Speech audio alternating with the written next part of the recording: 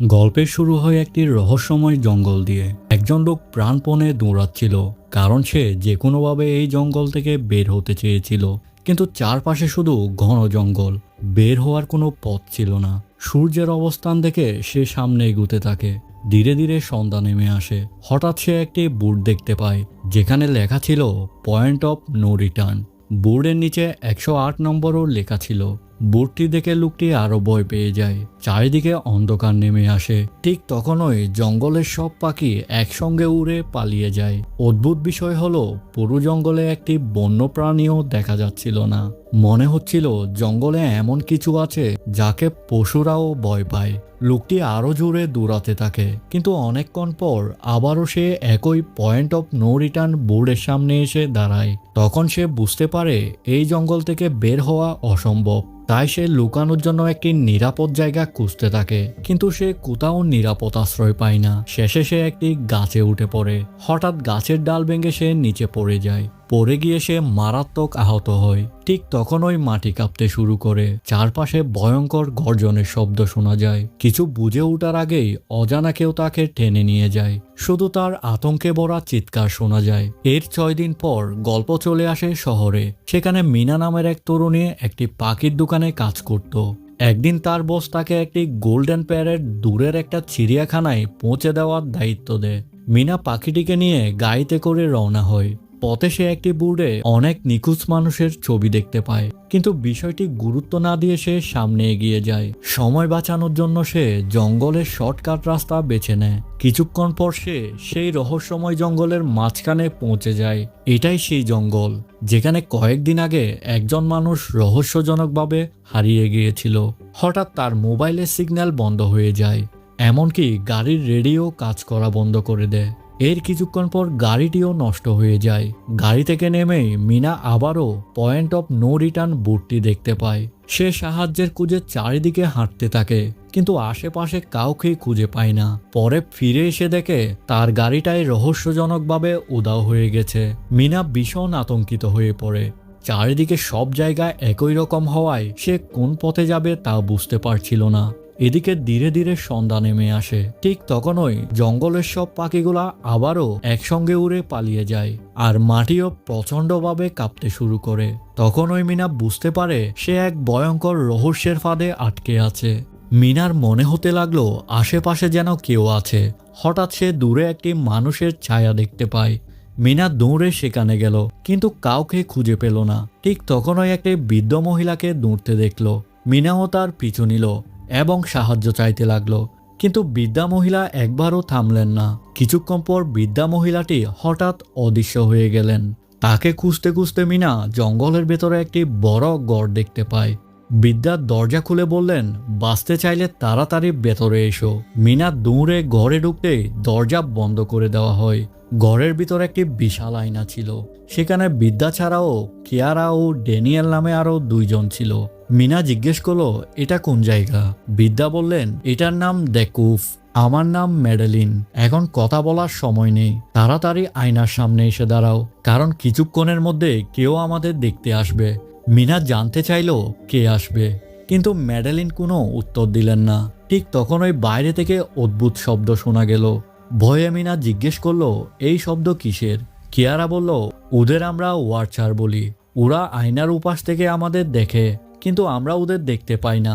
প্রতি রাতেই ওরা আসে এবং সকাল পর্যন্ত আমাদের দেখে। হঠাৎ আয়নার উপাস থেকে তালি আর শব্দ ভেসে এলো। ম্যাডেলিন বললেন, ওয়ার্চার তোমাকে দেখে খুশি হয়েছে। মিনা কিছুই বুঝতে পারছিল না। সে শুধু এই জঙ্গল থেকে বের হতে চাইছিল। রাত কেটে গেলে সবাই ঘর থেকে বের হলো। ম্যাডেলিন বললেন, ওয়ার্চার শুধু রাতেই বের হয়, দিনে আমরা জঙ্গলে চলাফেরা করতে পারি। সকাল হতেই মিনা জঙ্গল থেকে বের হওয়ার পথ খুঁজতে বেরিয়ে পড়ে। ম্যাডেলিন তাকে বাধা দিলেন না, শুধু বললেন, রাতের আগে ফিরে এসো, না হলে বাঁচতে পারবে না। মিনা কারো কথা না শুনে এগিয়ে গেল। কিছু দূর যেতেই আবার পয়েন্ট অফ নো রিটার্ন বোর্ডটি দেখতে পেল। সে সূর্যের দিক ধরে হাঁটতে থাকলো, কিন্তু কোনো পথ খুঁজে পেল না। শেষে একটি পাহাড়ের চূড়ায় পৌঁছে বুঝলো চারিদিকে শুধু জঙ্গল। হতাশ হয়ে বসে পড়তেই কেউ তার কাঁধে হাত রাখলো। সে পেছনে তাকিয়ে দেখলো সেটা ম্যাডেলিন। তিনি বললেন, শুধু তুমি নও, আমরাও এখান থেকে বের হতে পারিনি। এরপর তিনি মিনাকে অনেকগুলা পয়েন্ট অফ নো রিটার্ন বুট দেখালেন। বুটগুলা পুরো জঙ্গল ঘিরে বসানো ছিল। তিনি বললেন, এই সীমা পার হলে আর ফিরে আসা খুব কঠিন। মিনা জানতে চাইল এগুলা কে বানিয়েছে। ম্যাডেলিন বলেন, একজন প্রফেসর, তবে তাকে কেউ কখনো দেখেনি।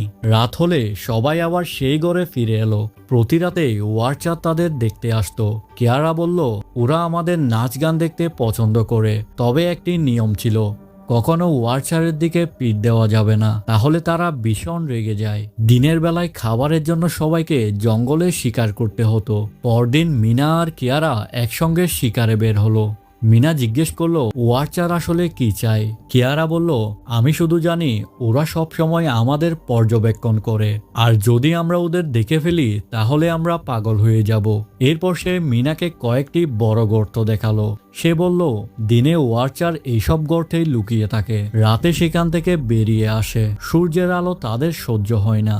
কিয়ারা জানালো, 5 মাস আগে আমি আর আমার স্বামী এখানে এসেছিলাম। 6 দিন আগে সে বের হওয়ার পথ খুঁজতে গেছে। আমার বিশ্বাস সে একদিন ফিরে আসবেই, কিন্তু আমরা জানি সিনেমা শুরুতে তার স্বামী মারা গেছে। ঘরে ফিরে ম্যাডেলিন মিনাকে 3টি নিয়ম জানালেন। প্রথমত, রাতে কখনো দরজা খোলা যাবে না। দ্বিতীয়ত, আয়নার দিকে পিঠ দেওয়া যাবে না। তৃতীয়ত, দিনের বেলায় গর্তগুলার কাছে যাওয়া যাবে না, আর যতটা সম্ভব আলোয় থাকতে হবে। ম্যাডেলিন বললেন, এই নিয়মগুলা মানলেই বেঁচে থাকতে পারবে।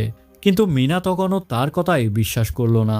সেদিন রাতে মিনা ওয়ার্চারদের সম্পর্কে আরো জানতে চাইল। সে আয়নার কাছে গিয়ে কিছু শোনার চেষ্টা করলো, কিন্তু কিছুই শুনতে পেল না। তখন তার মনে হলো ম্যাডেলিনের সব কথাই হয়তো মিথ্যা।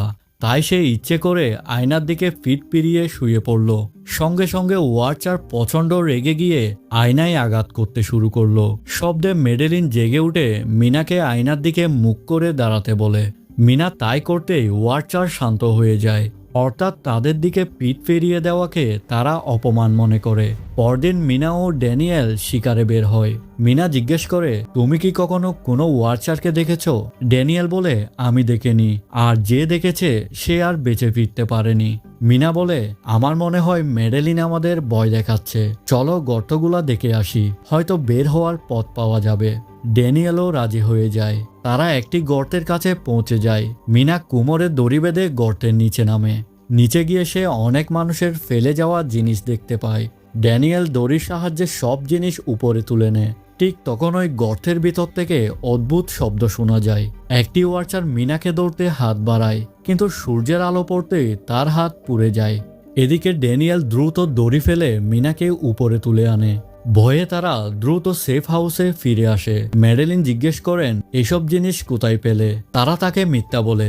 তারা বলে জঙ্গলে পড়েছিল, কিন্তু ম্যাডেলিন বুঝে যান এগুলা গর্ত থেকে আনা হয়েছে। সেদিন গর্ত থেকে পাওয়া ক্যামেরা দিয়ে তারা ওয়ার্চার্সদের দেখার পরিকল্পনা করে। ম্যাডেলিন অনেক নিষেধ করলেও তারা তার কথা শুনে না। রাতে সবাই অপেক্ষা করতে থাকে, কিন্তু কোনো ওয়ার্চার আসে না। হঠাৎ দরজায় জুড়ে জুড়ে কড়া নাড়া হয়। বাইরে থেকে কিয়ারার স্বামীর কণ্ঠ ভেসে আসে। কিয়ারা দরজা খুলতে গেলে ম্যাডেলিন তাকে থামিয়ে দেন। তিনি বলেন, রাতে কোনো মানুষ একা আসতে পারে না। তারপর তিনি কিয়ারাকে এমন একটি প্রশ্ন করতে বলেন যার উত্তর শুধু তার স্বামী জানবে। কিন্তু বাইরে থাকা ব্যক্তি কোনো উত্তর দিতে পারে না। তখন সবাই বুঝে যায় ওটা আসলে একজন ওয়ার্চার। এরপর ওয়ার্চার ক্যামেরা ভেঙে ফেলে। এখানেই জানা যায় ওয়ার্চাররা মানুষের রূপও নিতে পারে। রাগে তারা আয়নায় আঘাত করতে থাকে। ম্যাডেলিন সবাইকে আয়নার সামনে দাঁড় করিয়ে পরিস্থিতি সামাল দেন। পরে মিনা সব সত্যি বলে দেয়, যা শুনে ম্যাডেলিন খুব রেগে যান। পরদিন তিনি সব জিনিস আবার গর্তে রেখে আসেন। এরপর থেকেই অদ্ভুত সব ঘটনা ঘটতে শুরু করে। ড্যানিয়েল খুব রাগী হয়ে যায়। অন্যদিকে কিয়ারা বুঝে যায় তার স্বামী আর ফিরবে না। হতাশ হয়ে সে আত্মহত্যা করতে চাইলে মিনা তাকে বাঁচিয়ে নেয়। এদিকে ড্যানিয়েল ম্যাডেলিনকে গাছে বেঁধে ফেলে। সে বলে, এখন থেকে আমার কথাই চলবে। রাত নামতেই সে কিয়ারাকে নিয়ে সেফ রুমে ঢুকে দরজা বন্ধ করে দেয়। মিনা আর ম্যাডেলিন বাইরে আটকা পড়ে। তারা বাধ্য হয়ে একটি বড় গাছের নিচে লুকিয়ে থাকে। কিছুক্ষণ পর ওয়ার্চার্স বেরিয়ে আসে। প্রথমবার তাদের ভয়ঙ্কর চেহারা দেখা যায়। তারা সেফ রুমে এসে কাউকে না পেয়ে জঙ্গলে খুঁজতে বের হয়। সুযোগে মিনা আর ম্যাডলিন আবার সেফ রুমে ফিরে আসে। অনেক অনুরোধের পর ড্যানিয়েল দরজা খুলে দেয়। ভেতরে ঢুকে ম্যাডলিন সবাইকে ওয়ারচার্সদের আসল পরিচয় জানায়। তিনি বলেন এরা আসলে ফেয়ারি নামে এক রহস্যময় জাতি। একসময় তারা মানুষের সঙ্গেই থাকতো, কিন্তু মানুষ তাদের ভয় পেয়ে বন্দি করে ফেলে। শত শত বছর পর তারা গর্ত থেকে বেরিয়ে আসে। এখন তারা ওয়ারচার্স নামে পরিচিত। সূর্যের আলো তাদের সহ্য হয় না, তবে তারা এখনো মানুষের রূপ ধারণ করতে পারে। ড্যানিয়েল জিজ্ঞেস করে তারা আমাদের দিয়ে কি চায়। ম্যাডেলিন বলেন তারা আবার মানুষের সমাজে ফিরে যেতে চায়, আর সেই কারণেই তারা আমাদের পর্যবেক্ষণ করে, যেন আমাদের মতো হতে পারে। ম্যাডেলিন জানায় ওয়ারচার মানুষের মতো জীবনযাপন করতে চায়, তাই তারা আমাদের পর্যবেক্ষণ করে, আমাদের চেহারা এবং আচরণ নকল করে। ঠিক তখনই সব ওয়ারচার আবার ফিরে আসে। তারা দরজা ভাঙার চেষ্টা শুরু করে। 4 জন মিলে দরজার সামনে ভারী টেবিল ঠেলে দেয়, কিন্তু ওয়ারচারদের শক্তির কাছে সেটাও টিকতে পারছিল না। ঠিক তখনই কার্পেটের নিচে একটি লোহার দরজা খুঁজে পায় তারা। দরজা খুলতেই একটি গোপন বাংকার দেখতে পায়। সবাই দ্রুত বাংকারের ভেতরে লুকিয়ে পড়ে। সেখানে খাবার, কম্পিউটার এবং প্রয়োজনীয় অনেক জিনিস ছিল। কম্পিউটারে তারা প্রফেসর মার্টিনের রেখে যাওয়া ভিডিও খুঁজে পায়। ভিডিওতে জানা যায় তিনি ওয়াচারদের নিয়ে গোপনে গবেষণা করছিলেন। মৃত্যুর আগে তিনি জঙ্গল থেকে বের হওয়ার একটি উপায়ও জানিয়ে যান। পরদিন সবাই সেই পথ ধরে জঙ্গল থেকে বের হওয়ার চেষ্টা করে। অনেক বিপদের পর তারা একটি নদীর কাছে পৌঁছে যায়, কারণ ওয়াচাররা নদী পার হতে পারে না, তাই তারা নিরাপদে শহরে পৌঁছে যায়। কিন্তু গল্পের আসল রহস্য তখনই শুরু হয়। মিনা প্রফেসরের ইউনিভার্সিটিতে গিয়ে তার গবেষণার ডাটা খুঁজতে থাকে। সেখানে সে জানতে পারে মানুষ আর ফেইরির সন্তানদের হাফলিন বলা হয়। তারা মানুষের রূপ হুবহু নকল করতে পারে, আর আজও তারা মানুষের মাঝেই লুকিয়ে আছে। এরপর মিনা একটি পূর্ণ ছবি দেখে চমকে যায়। সে জানতে পারে ম্যাডলিন আসলে প্রফেসর মার্টিনের স্ত্রী ছিলেন, কিন্তু জঙ্গলে যে ম্যাডলিন ছিল সে আসলে মানুষ নয়, সে ছিল মানুষের রূপ নেওয়া এক ফেইরি। মিনা সব সত্য জানাতে কিয়ারার কাছে যায়। ঠিক তখনই আসল কিয়ারা সেখানে এসে হাজির হয়। মিনা বুঝতে পারে এতক্ষণ তার সঙ্গে থাকা কিয়ারা আসলে ছদ্মবেশী ম্যাডলিন। ম্যাডলিন নিজের আসল পরিচয় প্রকাশ করে। সে জানায় ছোটবেলা থেকে সবাই তাকে ঘৃণা করত, তাই সে মানুষের জগতে এসে নতুন জীবন শুরু করতে চেয়েছিল। এরপর সে মিনাকে মেরে তার রূপ নেওয়ার চেষ্টা করে, কিন্তু মিনা জানিয়ে দেয় ম্যাডলিন আসলে অর্ধেক মানুষ আর অর্ধেক ফেইরি। এই কথা শুনে ম্যাডলিন নিজের আসল রূপে ফিরে যায়। সাথে সাথে তার ডানা গজিয়ে ওঠে। তারপর সে আকাশে উড়ে সেখান থেকে চলে যায়। কয়েক সপ্তাহ পর মিনাকে তার বোনের সঙ্গে শান্তিতে থাকতে দেখা যায়, কিন্তু শেষ দৃশ্যে দেখা যায় একটি ছোট মেয়ের রূপে ম্যাডলিন এখনো মানুষের মাঝেই ঘুরে বেড়াচ্ছে। আর এভাবেই সিনেমার রহস্যময় গল্পের সমাপ্তি হয়। তো বন্ধুরা, ভিডিও ভালো লাগলে একটি লাইক দিবেন এবং এমন আরও রহস্যময় ভিডিও পেতে আমাদের চ্যানেলটি সাবস্ক্রাইব করে নেবেন।